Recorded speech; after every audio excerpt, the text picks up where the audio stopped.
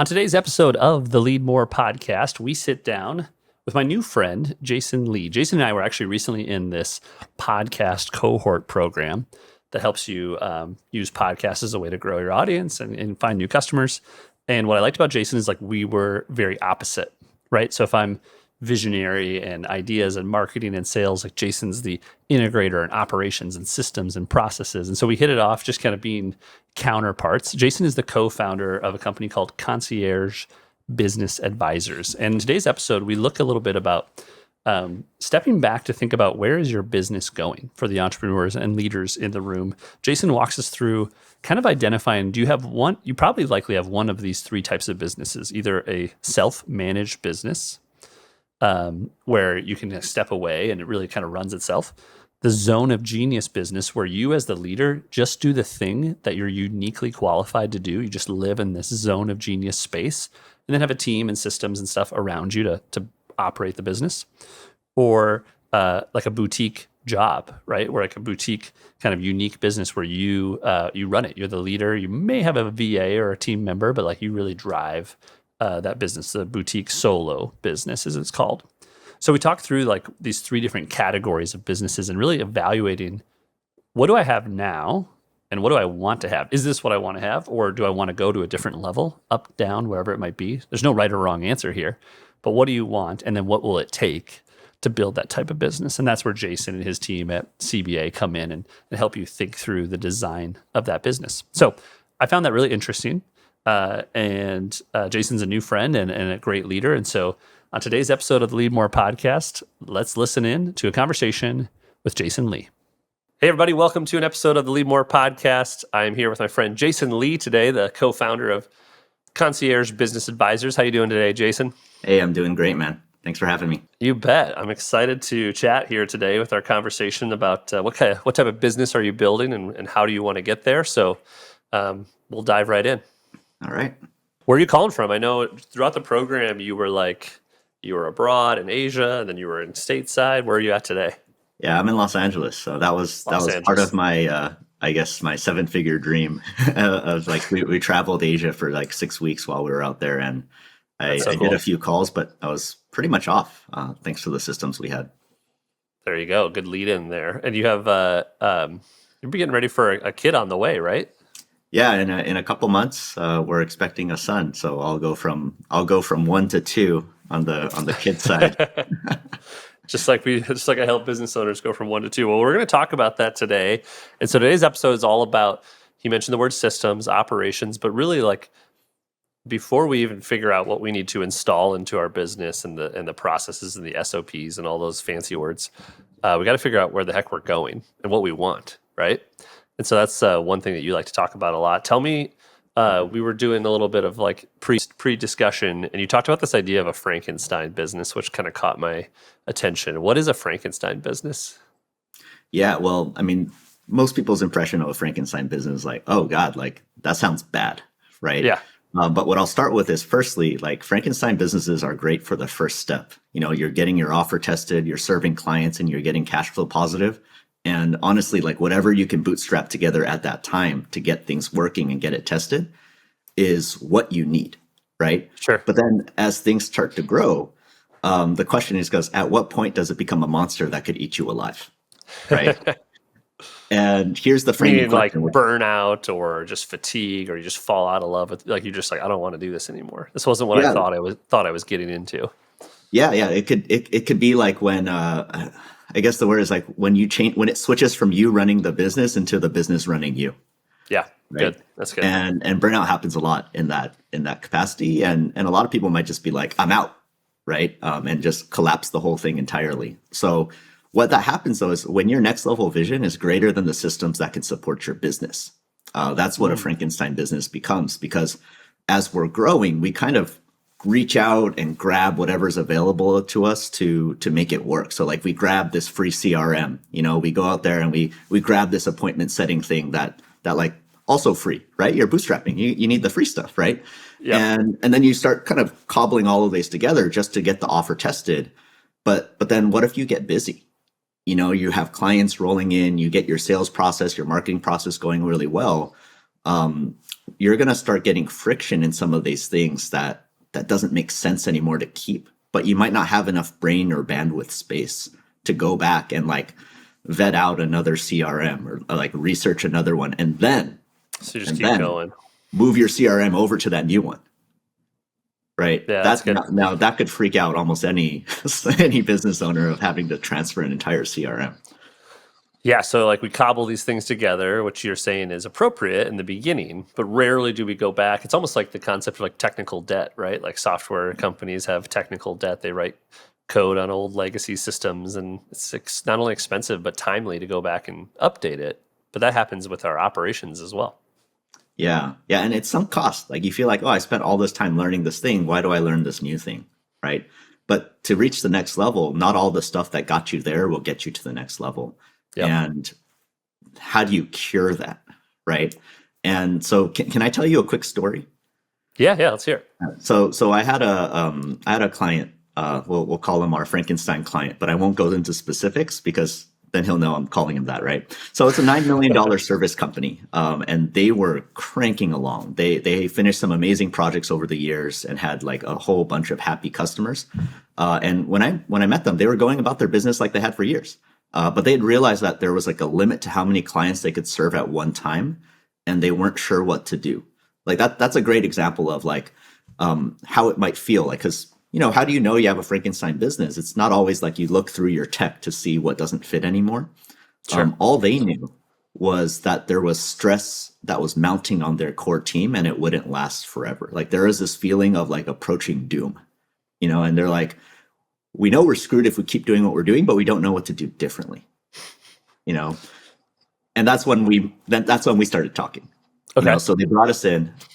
We actually did a deep dive on every aspect of their operations. We interviewed their team, and then we started developing the roadmap of what they needed to do. And we actually found one aspect of their business that would change the whole thing. They were on a legacy project management system, and that thing was so old that like it required like 3 or 4 callbacks to even get anything done and try to get anything kind of moving through that company. And this was like at their peak, they were running at like 80 or 90 people working for them. So you can imagine the load that might happen as you need to call 3 or 4 times to different people, right? And when it took a lot of work, but we found that one thing, and then we installed a new project management system. Like we used ClickUp for them. We helped install ClickUp on their system, and we basically dropped their time spent managing in operations by about 30%. Nice. So according to their usual client load, that conservatively could add another $2 million in revenue to their bottom line. Yeah, that's huge. But I think that's the great example. Like that wasn't the only thing. They could they all gave us a list of everything that was going wrong in the company. But we for our roadmap, we look for the next step that will do the biggest change for them before working on more of the little stuff. Yeah. What I was going to ask is, how does an entrepreneur, CEO, a leader know when their operations or systems are failing? Like, how do they know to reach out to you? Is it the pain becomes so great, or do they often even spot these pains? Like, how do you help them realize like what's going wrong? It's a combo. Like I would much rather them come sooner rather than later, because it's like, I don't know, like from a medical standpoint, it's the difference between having to amputate versus like doing some preventative treatment, right? Sure. But oftentimes, like it's kind of like this mounting feeling of stress that you might not notice from day to day. But if you were to say, well, how stressed or how did I feel maybe 6 months ago versus today? And if it's like significantly more, but you just didn't notice it because you're busy running in the system, you probably need some help, right? Yeah. And like I think that's one of the big indicators. And at the same time, like if you're starting to see your customer retention drop, right? Or maybe the quality isn't always the greatest and you find yourself going back and trying to put the fire out, you give your trademark pizzazz and spin on things and make the client happy again. If you're doing that a lot more often now than you were before when you were doing great work and it was just coming out, that's another great indicator. Yeah, so it's wise to consider other metrics than just, we often consider revenue, right? Like if the revenue is growing, it must be going better than it used to be. But then you're asking some other good questions, which is like, at what cost, right? Like stress level, time, frustration, quality. Yeah. So how does somebody know if they have a Frankenstein business? Well, I think exactly those feelings in relation to their business, and like that's why we focus. Like you mentioned a great point, which was, well, we want to look at leading indicators that kind of show you something's going on before it shows up in KPIs. Yeah. Right. Because we had this great conversation on scorecards. I watched your previous episode on scorecards, which was really awesome. Yeah. And like I nerd out on that stuff. But you need to build in the leading indicators too, so that it can help you kind of was it forecast? Yeah, forecast what might be happening behind the scenes so that you can check. Yep. Yeah, and a big takeaway for me, I think you can scorecard almost anything. And Matt and I in that episode talked a little bit about, scorecarding, say, behaviors or activities, because I come from a creative agency background where we were like, how do we scorecard graphic design work, right? How do we know if we're doing, it's pretty subjective, right? It's art, it's creativity. And I agree with that. Like you start with a white canvas and you have the ability to dream. But you can track sometimes like the behaviors or the activities. Are you doing the things that should lead you to the client loving the work? Mm-hmm. So tell me another story or example of how you guys have come in and helped really like diagnose when somebody's systems or processes are really failing them.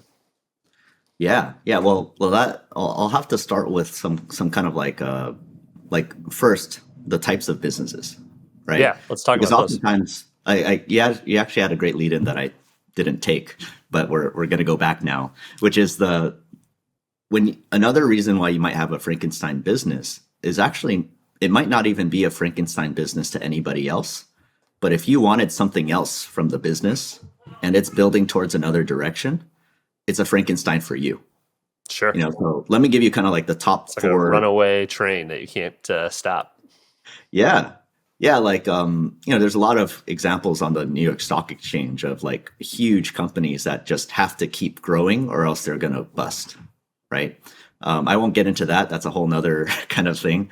But let's talk about the four businesses first. So Number one, you have like a self-managed business. That's basically like you become the owner only. You don't operate inside the business anymore. From anywhere from you don't do the sales anymore. You don't do the service. You get to own it. And you might lead and kind of direct where it goes, but everyone else, like you have a team that runs the day-to-day now.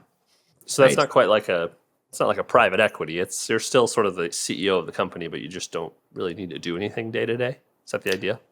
Yeah. Like it's actually quite similar to private equity, where you're more part of the board of that company, where you'll have input, but then someone else is actually even directing the company from where to go. Okay, so you've likely installed a general manager or an operator. Somebody's running the business. Okay, exactly. So you have someone else putting out the fires. You're chilling on a beach, and probably like what you might be still doing though is you might be connecting with other businesses and kind of creating strong partnership links to bring back to your company. But anything regarding the day-to-day, you're out of it. Okay. Right. Then the second type is like one step down from self-managed, which is zone of genius, right? Like Dan Sullivan coined that term. And a zone of genius business where everything else is actually done by other people except the part that you're the most passionate about and that you're the most fueled by. Okay. And a lot of people who like lifestyle, like businesses, like they like this kind of business because, you get to build systems that allow you to do what you're best at.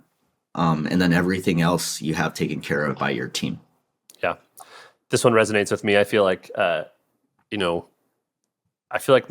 my brain says I should say yes to like, I want to be by the beach when you said you're on the beach and you're chilling. But then my heart is like, what would I do? Right? Like I like reading books, but like I feel like I'd get pretty bored. Like I think what I like about coaching is like when I'm on the coaching call or when I'm facilitating or doing a workshop or giving a keynote, that's my zone of genius, right? Like I love that part. There's a lot of pieces around that I probably shouldn't be doing, and that's what I'm working to build. But yeah, this one resonates with me. Okay. So zone of genius. I love it. And I had a conversation with a friend. He's like he has like a multi-million dollar company, seed capital funded and all that. And he was talking about exiting. And I had asked him like, hey, like, well, if you sell it, and that's actually one of the things, like another thing that you could do with self-managed is now that you just own it, you could sell it. You could build to exit it, right? Sure. But I had asked him like, so what would you do if you sold it? And he's like, well, I would probably start another one. Yeah. And I was like, what? Like, you just talked about how stressed out you are. You want to exit. You want to do all this stuff. And he's like, well, I don't know anything else. Like, yeah, right. It's what I know. And I'm like, that was a fascinating one, right? That was definitely for me a gut check of like, like I better think about like the future in terms of how I might want to do it. Right. Yeah. Yeah. So yeah, I can resonate with that. I think, I always say the year after Lemonly, after I left the agency world, was my hardest year. And in many ways, it felt like I had achieved this finish line, sold my business, got a big check, like life was great. But when a business can really become a deep, deep part of your identity. And while I think it was good and healthy for me to create a new identity, at first I felt a little lost, right? A little abandoned. What do I do? Because I am this person. Obviously, I believe I like the growth and the discomfort of rebirth, but that doesn't mean it's not uncomfortable. It was hard. Yeah, and in that moment, I mean, we can look at it now as an incredible opportunity for personal growth, but you never want to say that to the person that's in it at 100%. That time. Yeah, 100%. You're right. Yeah. Yeah. Even though I was aware of it, it still was hard. Yeah, absolutely. Yeah, absolutely. Yeah, and then the last type of business is a boutique solopreneur business. And the great. I have a buddy who's like this. We actually had done work with him, and he at first had said he wanted a Zone of Genius business, and then after we explored what that would look like for him, and this could happen, right? Like we looked at the pros and cons. We looked like this is what it would be like, and he said, "Well, I kind of like just being the coach and just being a solopreneur. Like I can do whatever I want when I want to. I can schedule it when I want to. I can go on a break, right?" And he just wanted to be a solopreneur, just running the business from like his laptop, and maybe he would show up at keynotes. He would train, like he's trained executive teams of some of the largest tech companies in the world. But he's like, well, I'd rather be a solopreneur for now. He did say for now, like, you might get tired of it eventually. But one of the core cons of a solopreneur business is, if you were to get sick or if you were to burn out and you didn't want to do it anymore, that would also turn off the cash flow. Yeah. Yeah. So tell me the delineating line between 2 and 3, is it truly just like, are there any other humans involved? Is that the difference between like the boutique solo and the Zone of Genius? I would switch, it's more of if you're the only one fulfilling the service that you're selling. So like as a coach, you're the only coach, or if you're a consultant, you're the only consultant. Like you might have some VAs here and there or people running the admin for your business. Totally common, right? But that switch from a boutique solopreneur to like Zone of Genius is now you might have some people helping out on the marketing side or the sales side. Right. Got it. You might have some help on the coaching side where you're starting to get some help from, like you might create some courses and stuff like that can teach some core content while you coach. Yep. That's a solopreneur starting to bloom into Zone of Genius.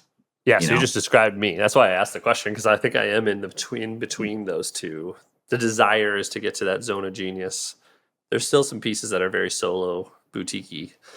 In my lead business, and it's like a gradual transformation. It's not like all of a sudden a switch flips and you're there. Yeah, you do one activity and it changes. Yeah, interesting. Okay, so tell me about the people that you find or work with in that third bucket. What is it about them often? Because maybe we're all wired differently, and sometimes it's hard for us to understand the way other people think because our different backgrounds. The people who want to be in that third bucket, what do you find about them? Are they like, what makes them say, I just want to be me? I just want to do my own thing? Is it a freedom thing? Is my guess? It tends to be a freedom thing. And they're usually like really healthy, so they feel invincible. They feel really great. And I'm not saying anything against that, right? But they want to really push their limits. I had a conversation with a friend of mine who's like on the solopreneur journey purposefully. Like he tried to do the Zone of Genius. He looked at self-manage, and he was in some different coaching programs that taught kind of a variety of those. And his thing is like, well, more of the challenge. He's like, I want to see how far I can go just on my own and like just push those limits. And like there's a challenge to it, right? Because not everyone can handle that. Yeah, interesting.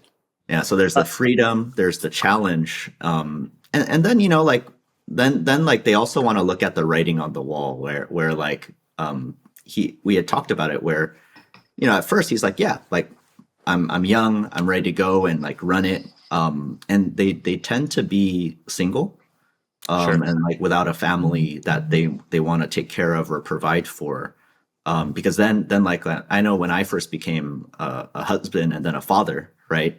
A lot of my thoughts started to go towards stability and wanting to spend more time with my family, and that's actually where a lot of it, like I started setting up a lot of the systems that now support me. That's cool. That's interesting. Are there limits to these? Like, do you feel like, I imagine there's exceptions to all the rules. So like, how big can a boutique solo be, or when does a zone of genius hit a ceiling, or not? I don't know. Like, I don't think there are limits because everyone is kind of uniquely gifted in a way to kind of do what comes to them the most authentically. I know someone who's been running a solopreneur business and makes over $1 million a year. Sure. And he sells that as his program. He's like, how to make $1 million a year as a solopreneur. Yep. I mean, kind of like the TLDR of that is you charge a lot per client and you do that, right? And then you give them transformative results. Yep. Like I like to equate like Tony Robbins, who would charge like $1 million for an hour of his time, where he comes in, he does some super key like transformation for you, and then he's out. And you pay him $1 million, you write him a check, and he's gone, right? Yeah, and you're happy to do it because it was worth it to you. Yeah, exactly. So zone of genius limit, like I think it's just more of an expansion because sometimes the person like. I think we're all in this journey to evolve. And so as we continue to kind of go as owners and business owners, we're growing. And so sometimes you grow out of that business. Yeah. And the limit might not be revenue, but it more might be like your mindset shifting or your perspective changing to other things that you might have value. And all of a sudden you're a zone of genius business owner and you're like, that's been amazing, but you might make the switch of maybe I want it to be self-managed now. Yeah. And I think, don't generalize, but a lot of entrepreneurs are also in it for the game of playing the game of business, right? And so it's like sometimes it becomes easy or too less fun, and that's an interesting inflection point because often you can go a lot of different ways. You can either say, all right, we're gonna change things up and sort of dial up the difficulty, go to the next level, and try to figure out how to get to say self-managed. Or sometimes entrepreneurs self-sabotage at that point, right? And start doing things that are actually negative and tear down what could be a really good, say, zone of genius business. Yeah, like I had a coach of mine who had said this about his journey, which was like, I was running around and putting out all these fires, like fighting fires as an entrepreneur, feeling really great, until I realized I was the arsonist. So sometimes you might have a great system, but because it's not exciting enough and you might be fearful of that next step, you're subconsciously creating problems to then solve. Yeah. Yeah. A friend of mine calls that swoop and poop, right? So like we get to the point where our business is running so nicely that we maybe are in that self-managed bucket. And so we can kind of disappear or walk away or go to the beach, but we feel this need to be needed and wanted and important. And we swoop in and poop all over everything and then disappear again and leave a mess for our team behind us, right? So, so I feel this theme around, what I've never heard the businesses described in those categories. So I really like that. Like, I always think of it as like, figure out the what, and then we'll decide the how later, right? Like, where do you want to go? And then we can figure out how to get there. So this theme of like, it sounds like you help people think about where do we want to go so that we can build that type of business, right? So tell me a little bit briefly in these different buckets, how would you work with a client differently in terms of thinking about processes and operations based on which one they want to build? Yeah, of course. And that's something that I'd love to share with your audience later, is how do you figure out like what business you want to go for, right? And also the pros and cons of each, because a lot of the times, like it might sound really great, like self-manage, you're just the owner, all of that. But like, you don't know, like, if you don't know the pros and cons of that and you're just going towards that, you might arrive there and figure out like, wow, I didn't want this at all. Yeah. And that's kind of a waste of time, right? Like you're like, why did I put this ladder up against a building I didn't want to climb in the first place? Yep. That's good. So let's take one, because I want to, like, to keep the time tight. Let's talk about zone of genius business, like the pros and cons to it, right? Perfect. And if we actually put it against like a solopreneur business, the pros of it is you get to do your zone of genius, right? Like you get to just do that. You have systems or people, or I would say systems and people handling all of those other pieces, like even the sales, the marketing. You might be the talent still, like maybe you started your business because you were amazing on stage, amazing speaking with people. So you're the talent, but someone else processes it, someone else times it, someone else even comes up with the topics for you to riff around so that you don't even have to think about those stuff. Sure. Really cool, right? Yeah. You show up, you do some amazing work, people get transformed, you light up, and then you get paid, right? Like that's like the life. So let's talk a little bit about the cons of a zone of genius business, because that's not often talked about. Right. One of them is you need to become a leader, right? Solopreneurs, you just really need to lead yourself.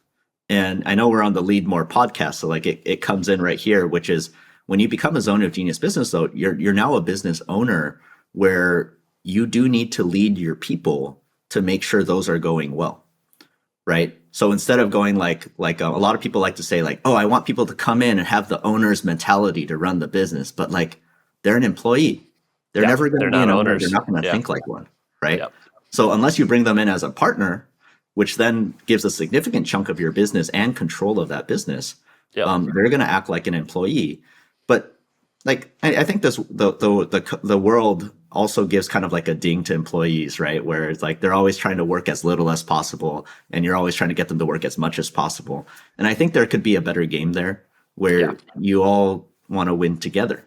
And I think Gary Vee says like if your employees care half as much as you do, like you're winning, right? Like, I mean, let's be honest, like they're there to trade their time for a paycheck, and that was something I always was really proud of. Like people really felt like they owned a part of Lemonly, even though they did not, right? They didn't actually have shares in the company, but so like half as much is really good, right? So you're exactly right. I feel like we're a little bit negative toward employees that way, but why would I break my back for for you to put more money in your pocket type of thing? Yeah. And like, so the systems and the way you treat them and the way you lead them becomes extremely important. Yep. And so like for a zone of genius business, though, if you don't have those leadership skills yet, you're going to need to start lifting those up so that you can run it appropriately. Like you had mentioned about scorecards in your last episode, like you can show the scorecard and your whole team would know whether it was a good or bad week. Right. Yep. But you have to lead it in a certain way so that when they look at it, they don't go, wow, that sucked. Like, I think I'm going to be out of a job soon. Yes. Right. 100% right. Yeah. A bad week can't mean disaster. You have to show them how we're going to make it back into a good week. Yeah. And how you do that really relies on like leadership skills, building that up, and how you are with people, so good call. And then one more con I'll throw in there, because for some people they might be like, shoot, I don't think I want a zone of genius business anymore. That might be the best point though, to bring in a partner actually. Sure. So if you don't have those skills, like we're talking zone of genius, right? Like if that's not your genius, there are other people that are amazing leaders. They're amazing at systems that don't have the zone of genius of providing the service that you're doing, and they never want to. Like my partner is a perfect example where when I met him, he's amazing at systems, but he'd rather be the background guy, never be known, and like make sure the trains run on time. And for him, that would be a cool deal, right? So I brought him in because of that. And that's why I can focus on doing talks like this and getting to meet cool guys like John. And he'll go out there and he's like meticulously looking over the project management system. He's making sure all the automations are correct. And he's getting like, he gets so jazzed doing that stuff because it creates a whole system that just runs beautifully. Yeah, that's a beautiful thing when you talk about, there's no animosity. There's no, hey, Jason's not looking at project management software too. It's like, no, neither of you want to do what the other person is doing, and you both get to be in your own zone of genius, right? So you're actually kind of like, it's a zone of genius business with two zones, I guess is the best way to say it. Exactly. And so that is just one thing that, like, that's the pro of it. And the con of that is you need to work well with another person, right? Yeah.